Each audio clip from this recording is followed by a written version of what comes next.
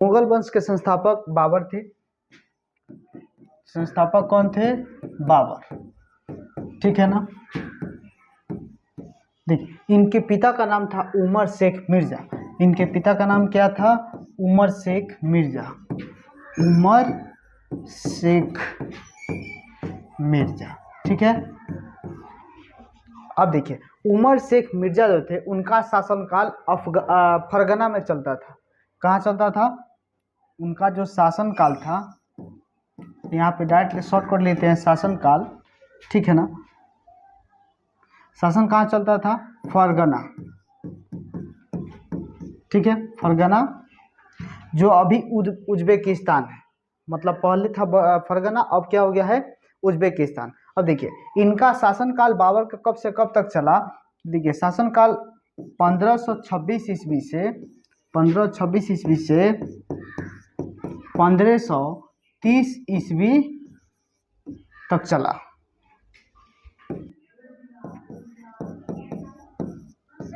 बाबर की लगभग पत्नियां 11 थी।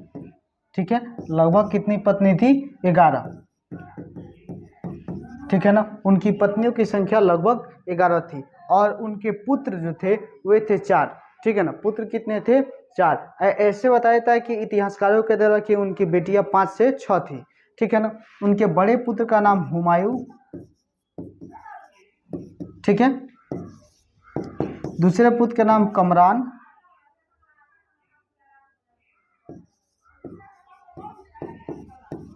और तीसरे पुत्र का नाम अस्करी।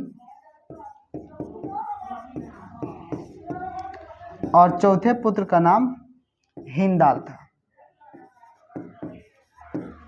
देखिए, बड़े बेटे का नाम हुमायूं, कमरान, अस्करी और हिंदाल। उनके बाबर के जितने बड़े बेटे का नाम क्या था? हुमायूं। उसके बाद कमरान, उसके अस्करी और हिंदाल। लेकिन इनकी सबकी माएँ करीबन अलग अलग थी। जैसे कि हुमायूं की माँ का नाम माहम बेगम। ठीक है ना। क्या नाम था? माहम बेगम। इनके कमरान और अस्करी की जो माँ थी उनका नाम था गुलरुख बेगम। गुलरुख बेगम। ठीक है ना। और हिंदाल की माँ का नाम था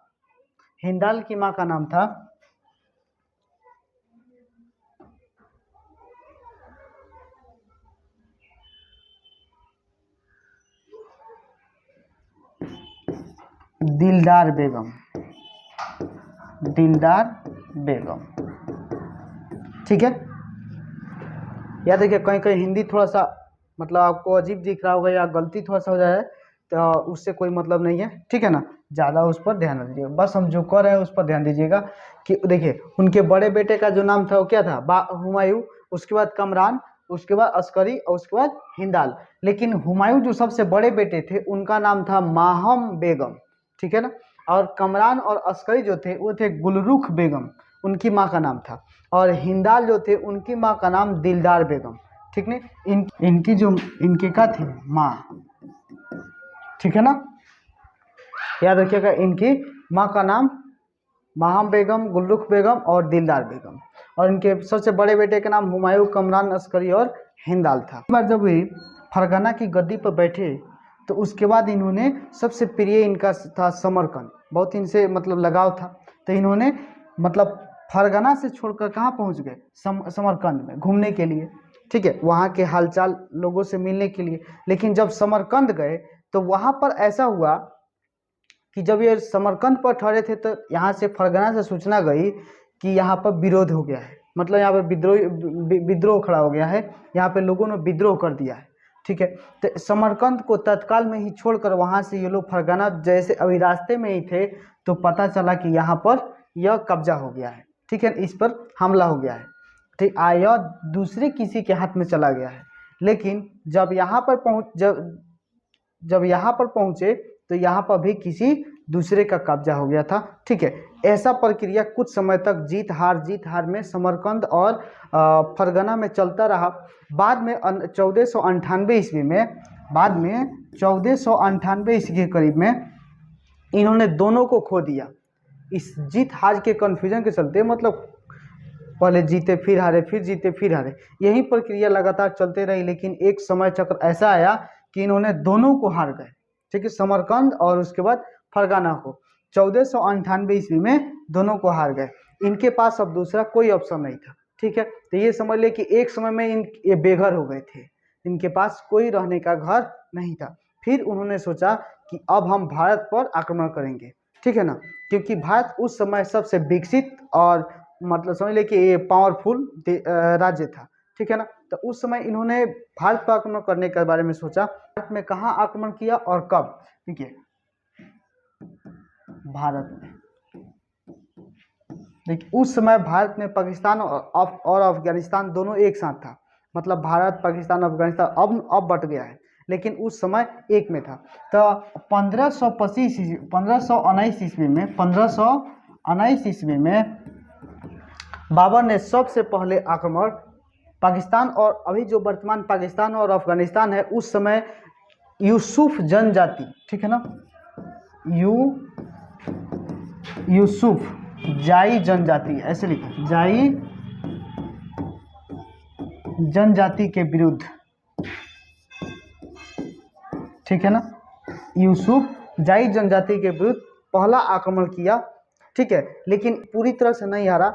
बाद में वहाँ के जो नेता थे, यानी कि जो वहाँ के सरदार थे, उन्होंने यहाँ पर अपना मतलब उनसे समझौता कर लिया, शांति प्रस्ताव करने का दावा किया, ठीक है ना। और उस समय इन्होंने, बाबर ने भी पहला, अभी शुरू में ही पहली समझ ली कि पहला ही युद्ध लड़ने सबसे भारत में पहले आए थे। तो यहाँ पर इन्होंने अभी इसके बारे में खास जानकारी नहीं थी, तो उन्होंने कूटनीति का प्रयोग किया, ठीक है। वे सोचे कि मान लीजिए कि अभी तो उनके पास सेना कम थी, तो वे सोच रहे थे कि अपनी ताकत सबसे पहले बनाए, उसके बाद कहीं अगर अटैक किया जाएगा या आक्रमण किया जाएगा तो वो तब हम हासिल या हार जीत हो सकता। नाम क्या था? मुबारिका।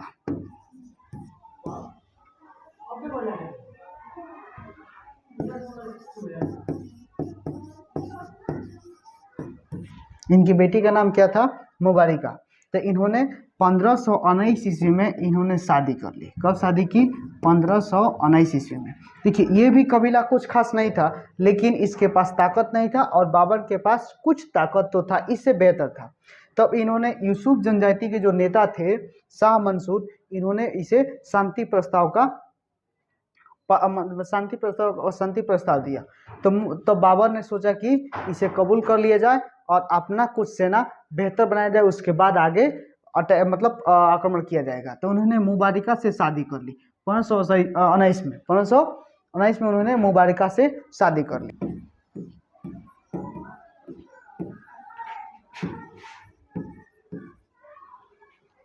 देखिए पानीपत का युद्ध जो था वो था 21 अप्रैल 1526 ईस्वी। 21 अप्रैल 1526 ईस्वी में लड़ा गया था, ठीक है। 21 अप्रैल 1526 ईस्वी में लड़ाया गया था। इस युद्ध में सबसे पहले इस युद्ध में जो था बाबर ने एक नीति का प्रयोग किया था जिसे तुगलमा नीति कहते हैं। तुगलमा नीति, ठीक है ना। इस नीति का प्रयोग किया था। देखिए अब तुगलमा नीति किया और तोप का प्रयोग किया, और तोप का प्रयोग किया, ठीक है। देखिए तुगलमा नीति में क्या होता है कि इसे चारों तरफ से घेर कर, ठीक है, मान लीजिए यहाँ पर सेना है, ठीक है ना, ये हो गया आपका सेना। तो बाबर का काम था इसे चारों तरफ से घेर देना, ठीक है ना। अब इधर रखता था तोप, इधर तोप, ठीक है ना, इधर रखता था घुड़सवार, ठीक है, इधर क्या रखता था? घुड़सवार। तब इसे इधर इसका एक बाबर खुद आता इधर से, ठीक है ना, मतलब 3 साइड से अटैक करता था, ठीक है। इधर से तोप, अंदर बाहर से इंचार्ज, मतलब एक प्रकार का समझ लीजिए मानसिक प्रताड़ना, ठीक है ना, मतलब मानसिक रूप से इसे हरा देता था। इसका काम यही था कि मानसिक रूप से जब हार जाएंगे तो शारीरिक रूप से तो अपने ऑटोमेटिक हार जाएंगे, ठीक है ना। तो ये सबसे पहले काम यही करता था कि इन सभी को ये इनके दिमाग में ये बात जरूर बैठाया था कि अब हम लोग घिर चुके हैं, हम लोग घिरने के बाद अब हमारा ऑप्शन कुछ नहीं है, हम लोग किसी तरह मारे जाएंगे। तो इसी रीजन से इनका जब मन थक जाता था, यानी कि मान लीजिए हमारे कहने का जब हमारा दिमाग ये जान जाएगा कि हम मरने वाले हैं, तो देखिएगा वो इंसान सबसे पहले ही मर जाता है। ठीक है, तो इसमें मानसिक रूप से इसे कमजोर बना देता था, जिसके चलते यहाँ पर लोग हार जाते थे। ठीक है, उस समय के योद्धा क्या हार जाते थे, तो इसका काम यही था कि इसे पहले मानसिक रूप से कमजोर किया जाता था। यही है तुगलमा नीति।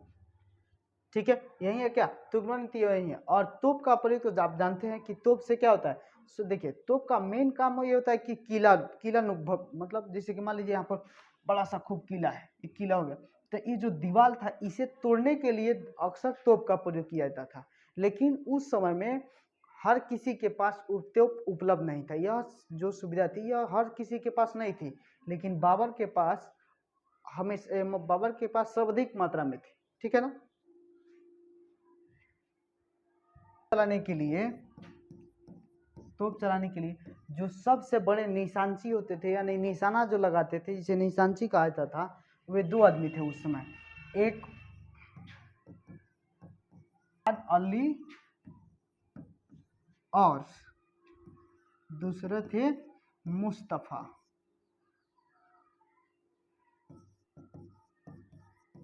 कौन थे, मुस्तफ़ा। ठीक है, उस्ताद अली और मुस्तफ़ा, यही दो जो व्यक्ति थे उनके लिए सबसे प्रिय थे, क्योंकि ये दोनों थे निशानची थे, यानी तोप में जो निशाना जो लगाया जाता है उसके लिए सबसे महत्वपूर्ण थे। ठीक है, आगे देखते हैं।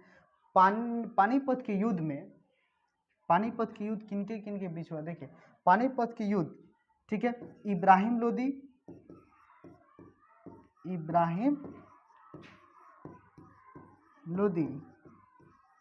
और बाबर के बीच हुआ था। बाबर के बीच हुआ था।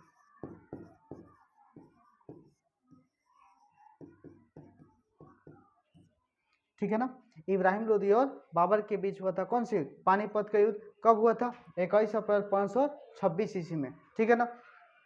अब देखिए, अब बात ये सवाल ये पूछता है कि इस समय किनकी मृत्यु हुई थी। ठीक है ना, मान लीजिए पूछ दिया कि पानीपत के युद्ध में किस राजा की मृत्यु हुई थी, तो पानीपत के युद्ध में सबसे पहली बार इब्राहिम लोदी की, मतलब मान लीजिए कि उस समय में जितने भी युद्ध होते थे, तो उस युद्ध में कोई भी राजा नहीं मराता था। ठीक है ना, उसे या तो समझौता करना पड़ता था और नहीं तो उसे मतलब किसी प्रकार का प्रस्ताव मिलता था, उसे स्वीकार करना पड़ता था। ठीक है ना, तो बंदी बना लिया जाता था। लेकिन उस समय बाबर ने इब्राहिम लोदी को मार डाला। ठीक है ना, पहली बार इब्राहिम लोदी की मृत्यु युद्ध के बीच में युद्ध में हुई। उस कौन थे, विक्रमजीत, इनके दोस्त का नाम क्या था, विक्रमजीत। देखिए, विक्रमजीत की भी मृत्यु उसी युद्ध में हो गई। ठीक है, और उस समय बाबर की जीत। विक्रमाजीत जो थे ये ग्वालियर के राजा थे। कहाँ के राजा थे, ग्वालियर के राजा थे। ठीक है,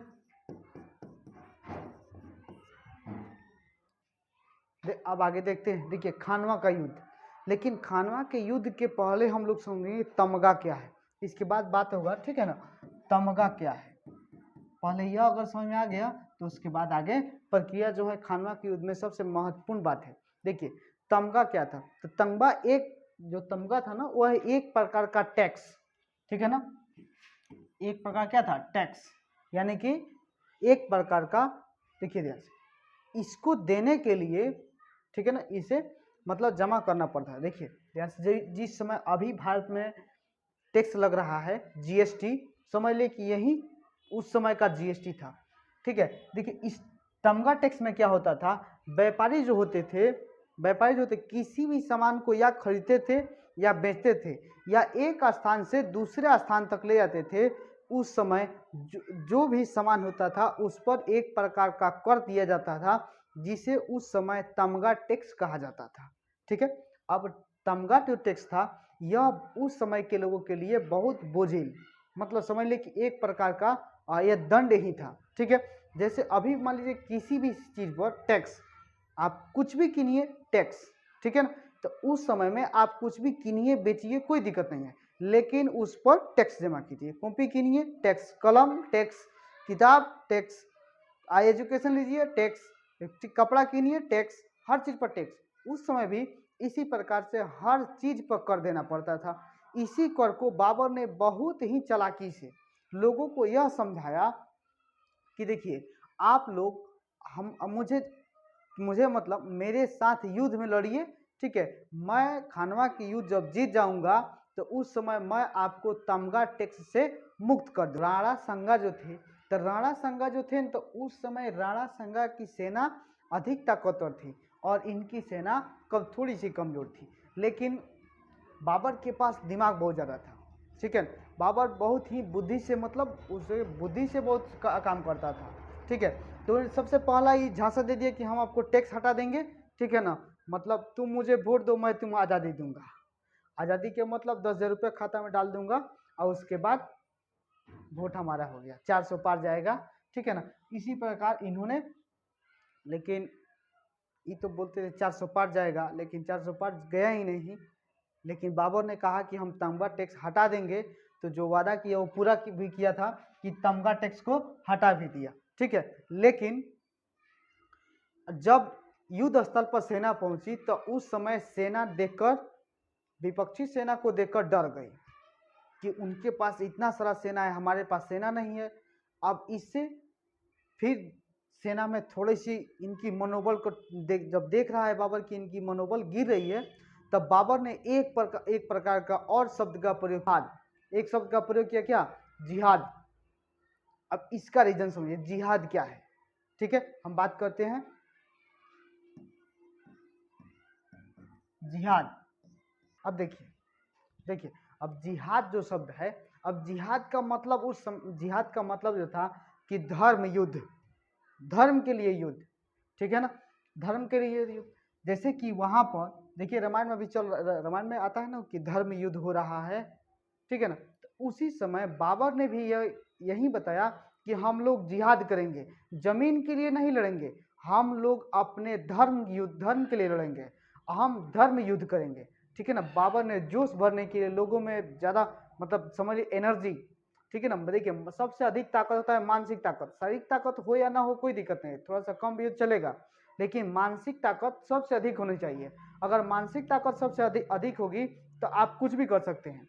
देखिए आप गुस्से में सबसे अधिक खतरनाक काम करते हैं, लेकिन वही काम जैसे मान लीजिए आपको गुस्सा आ गया तो आप किसी चीज़ को चला कर मार दिए, चाहे किसी चीज़ को उठा लेते हैं।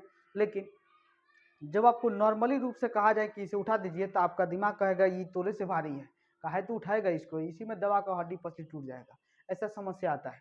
लेकिन आप जब गुस्सा में आइएगा तो कोई भी सामान को उठा लीजिएगा, वहीं उठाकर फेंक दीजिएगा, थोड़ा सा एक अलग ही पावर आ जाता है, ठीक है ना। सबसे अधिक बिहारी में अलग ही पावर, तनी ओकरा का चढ़ा बढ़ा दे ओकरा बाद देखो, ठीक नो। देखिए आगे जिहाद, तो वही काम किया बाबर, उस समय इस शब्द का प्रयोग किया, जिहाद घोषित कर दिया कि हम लोग जिहाद कर रहे हैं, मतलब हम लोग धर्म युद्ध कर रहे हैं, धर्म के लिए युद्ध करेंगे, ठीक है। अब सभी लोगों में जोश आ गया, जिसकी वजह से लोगों ने बढ़िया से राणा संगा की सेना को पछाड़ दिया। लेकिन उस समय में जब राणा संगा युद्ध कर रहे थे तो उनके आंखों में तीर लग गया, जिससे मतलब 80 जगह टोटल उनके शरीर में 80 जगह कटा हुआ था, निशानों से पड़ा है, लेकिन लगभग बताया जाता है, ऐसे इतिहासकारों ने बताया है कि उनका शरीर में काफ़ी सारा घाव लगा हुआ था। लेकिन उनके आँख में एक तीर लगा जिसके कारण वे बेहोश हो गए। तो उनके जो खास सुरक्षा कर्मी थे उन्हें उठाकर कहाँ ले गए, उन्हें उठाकर एक जगह पर ले गए, ठीक है। और उसे, ठीक है, यहाँ पे ले जाया गया और उनका इलाज शुरू हो गया। लेकिन उनके स्थान पर एक जो व्यक्ति है, जो युद्ध मतलब जो सैनिक थे, वे थे झाला, नाम बहुत खतरनाक है, झाला अज्जा, ठीक है ना, झाला अज्जा, ठीक है।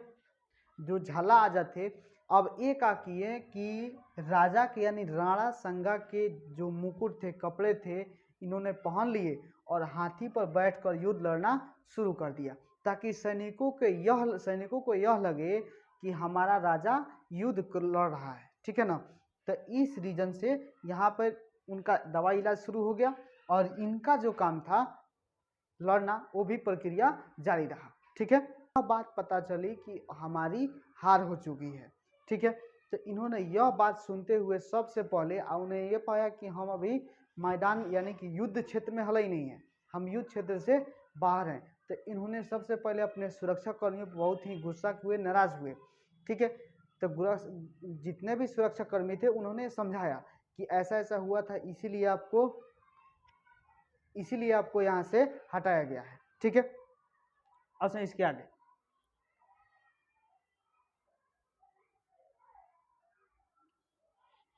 तब उस समय गुस्से में राणा संगा ने एक कसम खाई कि जब तक मैं बाबर को हरा नहीं दूंगा तब तक मैं चित्तौड़ नहीं जाऊंगा।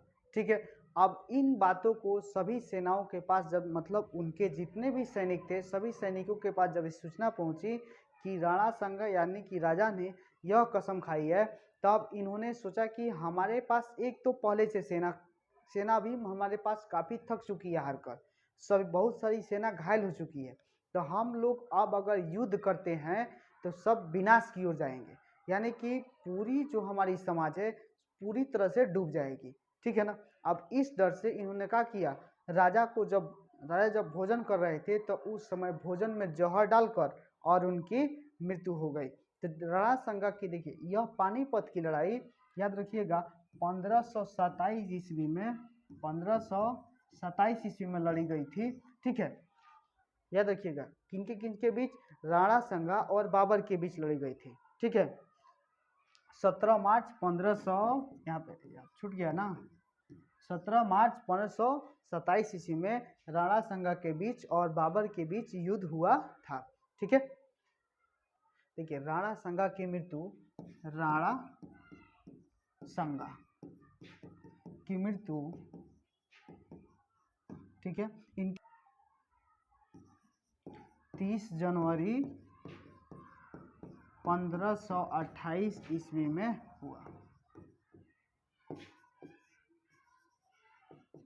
ठीक है, देखिए इन्हें मतलब सही होने में, इनका शरीर सही होने में काफ़ी समय लग गया।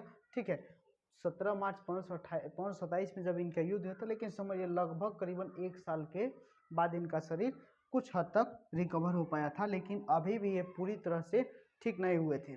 उस समय भी ये तैयार थे, होश में आते थे कि हम अभी बाबर से युद्ध लड़ेंगे। ठीक है, अब देखिए